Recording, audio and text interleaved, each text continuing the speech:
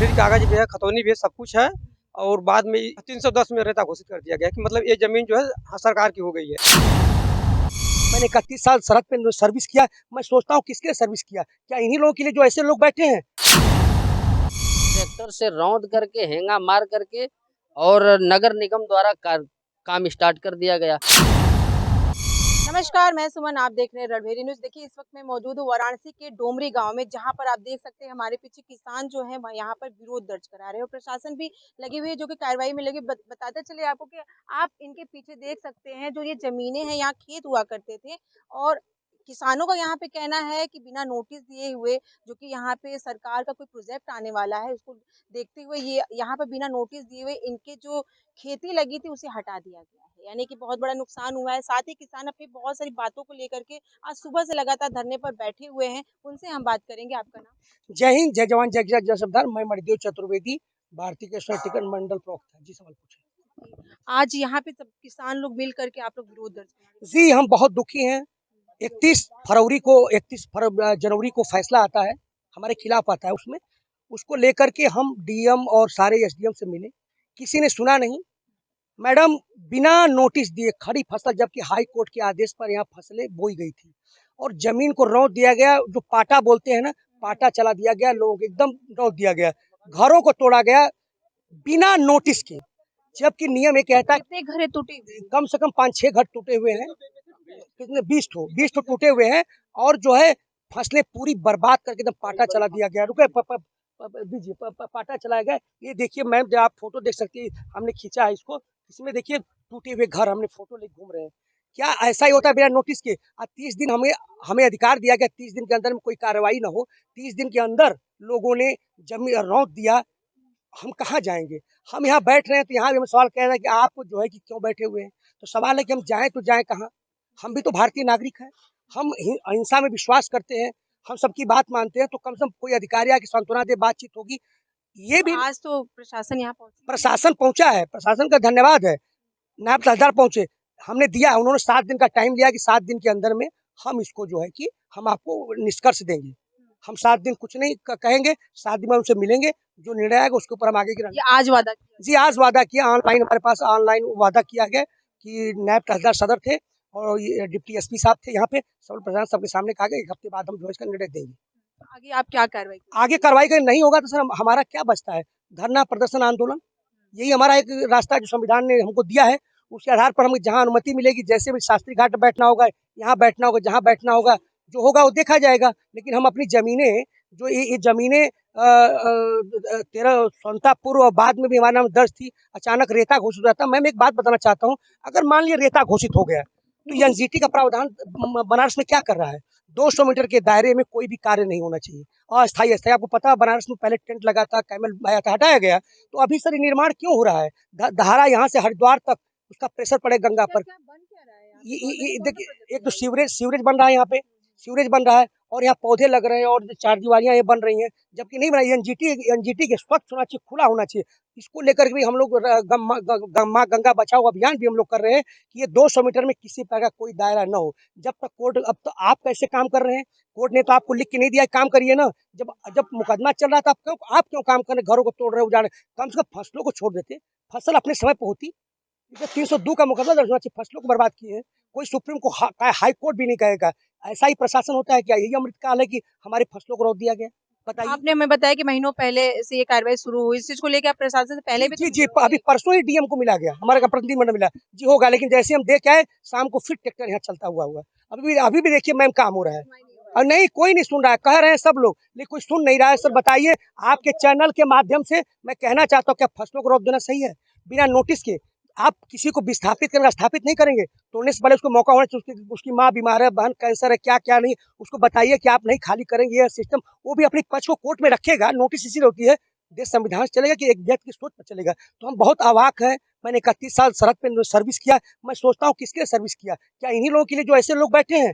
मैंने वहाँ कोई हिंदू, मुस्लिम, सिख, ईसाई नहीं देखा है, फोर्स भी खड़े हैं, सबकी मैंने रक्षा किया है। मेरे आंखों में आंसू आ जाते हैं कि मैंने किसके लिए अपने सुनहरे दिन दिए। लेकिन जवान कौन? किसान का ही तो बेटा। बस यही बात है, बड़े मर्म है, कोई सुन नहीं रहा है। चूंकि हमारे प्रिय प्रधानमंत्री मोदी जी भी है, निश्चित रूप से बहुत अच्छे हैं, किसानों के लिए बहुत बहुत कुछ नहीं, बहुत कुछ कर रहे हैं, लेकिन हम उस पर बात चर्चा कर लेंगे अलग चाहेंगे तो। हम कह रहे हैं कि सबका, हर सरकारी कर्मचारी का डीए बढ़ता 3%। 2019 में सम्मान निधि आ रहा है, क्या उसमें बढ़ोतरी नहीं हो सकती? वो महंगाई से लड़ने के लिए दिया गया था, अभी 500 रुपये महीना है, 500 रुपये। हम कहते हैं ये अगर सरकार किसानों के लिए है, स्वामीनाथन आयोग की रिपोर्ट क्यों नहीं लागू कर रही है C2+50 को? मैं पूछना चाहता हूँ, C2 जब आप उनको, स्वामीनाथन को भारत में दे सकते हैं, तो आपने उनकी नीतियां क्यों लागू की? जिसमें C2, ऐसा कौन सा दुनिया में व्यापारी है जो बिना लाभ के काम कर सकता है? किसान ऐसा है जो बिना लाभ के काम कर रहा है। सरकार का आंकड़ा है कि लागत मूल्य मिलता है मैम, तो हम कैसे माने सरकार क्या कर रही है? आज अमेरिका के लिए कानून भी लेके आई है, हमारा डेयरी जा रहा है, सब कुछ जा रहा है। जो बड़ी बड़ी कंपनियां आएंगी, उन पर तकनीकें हैं, सस्ता में माल मिलेगा, तो हमारा माल तैयार करने में ज्यादा पैसा लगता है, तो हमारे माल कौन लेगा? कौन लेगा? हमारे किसान कहाँ जाएंगे? टूट जाएंगे। आज टेक्सला आ गया, आज जो है कि लिंक आ गया, स्टार लिंक आ गया, हमारे अडानी हमारी बर्बाद हो गए, हमारे उद्योगपति बर्बाद हो रहे हैं। बड़ी कंपनियां आएंगी तो अपना उनको अच्छा उनका हिसाब किताब है, शासन जी। किसान ये चाहते हैं कि कम से कम, हम संविधान की बात मानते हैं, हम कोर्ट का मान सम्मान करते हुए, जब तक कोर्ट में मुकदमा ट्रायल है, ये व्यवस्था है कि अगर नीचे खाए तो ऊपर जाएंगे, ये नहीं कि उसकी बात सत्य माने। जब ट्रायल के दौरान कुछ नहीं किया जाए। दूसरी बात, ये गंगा माँ का 200 मीटर या जीटी है, इससे भी कोई काम नहीं होना चाहिए। निश्चित रूप से जो काम अन्यथा भी हुए हैं, कोई बना भी है, तो उसको रोका जाए। मैं यहाँ का मठों में कई चीजों, मंदिर, गाय है, कई पाल, सब उसमें बह रहा है। बताइए, यही गंगा माँ है। तो दोनों चीजें को हम लोग कह रहे हैं, गंगा, हम बनारस के लोग भी गंगा को बचाए, कौन बचाएगा? हम लोग आसपास के जो पूर्वांचल के लोग आते हैं, तो हम लोग इसके लेकर के यहाँ पे निश्चित रूप से अपनी बात रख रहे हैं। कोई धरना प्रदर्शन है, कोई सरकार के खिलाफ हमारा आंदोलन नहीं है। हम अपनी बात, जब बच्चे की नहीं सुनोगे तो बच्चा रोएगा ना, तो बाहर आवाज जाएगी ना। हम यहाँ क्यों आते हैं? अपने घर बच्चों को छोड़े, हमारे घर में बच्चे हैं, काम है, सब कुछ है, यहाँ प्रशासन खड़ा है, सब कुछ, लेकिन हम क्यों आए हैं? अपने हक के लिए। क्या हमें जमीन नहीं? हम भारत पाकिस्तान के हैं। आप 30 आदमी बांग्लादेश से ला करके यहाँ बसा देते हैं, उनको जमीन आवासीय। यहाँ ऐसे बहुत से लोग हैं गाँव में जिनके पास आवासीय जमीन नहीं है, अभी घूम रहे हैं। किसान, कृषि की भूमि तो छोड़ दीजिए, ये लोग जो कहाँ जाएंगे? जब जमीनें बची, इनको आवंटन किया जाए, किसके लिए? क्या सरकारी चीजें बनती रहेंगी?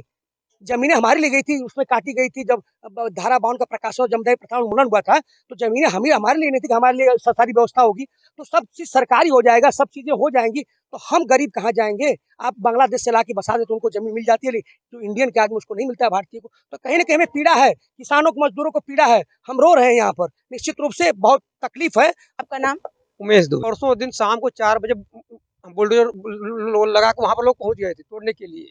तो हम लोग हंगामा किए, पेट्रोल निकाले, सब फूक ताप के योजना बनाए मारपीट का। हाँ, तब लोग भागे, लोग वहाँ से। लोग, कब का है ये मकान? मकान 2000 हम लोग का 2009 का है, 9 का है। किस तरीके से आपके मकान पे बोल रहे हैं कि ये मकान आपका नहीं है? क्या कह रहे हैं?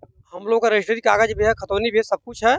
और बाद में इसको रेता घोषित कर दिया गया इसको। लोग रेता मतलब? 310 में रेता घोषित कर दिया गया कि मतलब ये जमीन जो है, हाँ, सरकार की हो गई है। और बाद में हम लोग इसको बनामा करवाए थे। अचानक पता चला। कभी पता नहीं चला? नहीं पता, पता चला था कार्रवाई जब होने लगा, जब रोका गया, जब मकान जब बनाने से, तब हम लोगों को मालूम हुआ। तब ऐसा क्यों किया जा रहा है ये अचानक इस तरीके से रेता घोषित करके जमीनों पे कब्जा? हमको जगह तो नहीं, ऐसा क्यों किया गया? लोग कहते हैं कि हाँ सुंदरीकरण होगा, न्यू काशी क्या बनेगी। बन रहा है यहाँ पे? अब ये क्या बना रहे हैं, हमको कुछ पता नहीं कि क्या क्या बन रहा है सब। हाँ, बस मतलब कि ये है कि आपकी जमीन नहीं है, आपको यहाँ से हटना पड़ेगा। हमको हटना पड़ा। अब आप क्या करेंगे? हम गरीब हम लोग हैं, हम लोग कहाँ जाएंगे? रोड पर जाएंगे? तो अब हम लोग लड़ रहे हैं इसके लिए, मकान के लिए, कि हम लोग को मुआवजा मिला जाए, दिया जाए। मुआवजे के लिए कहा गया है? हाँ, कहा गया है। नहीं, वो लोग नहीं करे मुआवजा देने के लिए, करे हम लोग मुआवजा नहीं देंगे, तुम लोग मकान तोड़ा जाएगा। मेरा परिचय, मैं भारतीय किसान यूनियन जिला अध्यक्ष चंदौली, मेरा नाम सतीश सिंह चौहान है। यहाँ का जो आज किसान धरना दिए हैं, उनकी बहुत सारी यहाँ पे मांग थी, तो आप क्या? हाँ, अक्टूबर महीने में भी किसान यहाँ आए थे और किसानों का जो 310 नंबर है, 310 नंबर करीब 349 बीघे जमीन था और नगर निगम द्वारा उसको अधिग्रहण किया जा रहा था। तो उस समय भी किसान इकट्ठा हुए थे और वहाँ आए थे, तो वहाँ काम को रुकवाया गया था। नगर निगम उस समय रोका, अपने जितने भी सामान थे सब इसको क्लोज किया।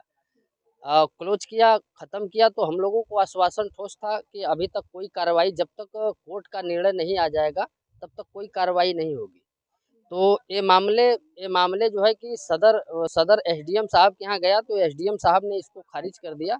लेकिन फिलहाल आदमी ये कोर्ट में हाई कोर्ट भी गए हैं, तो हाई कोर्ट में अभी मामला विचाराधीन है। तब तक इन्होंने 1 महीने के अंदर किसानों की बोई गई फसल को जबरदस्ती ट्रैक्टर से रौंद करके, हेंगा मार करके और नगर निगम द्वारा काम स्टार्ट कर दिया गया। किसान पूरा पीड़ित हैं।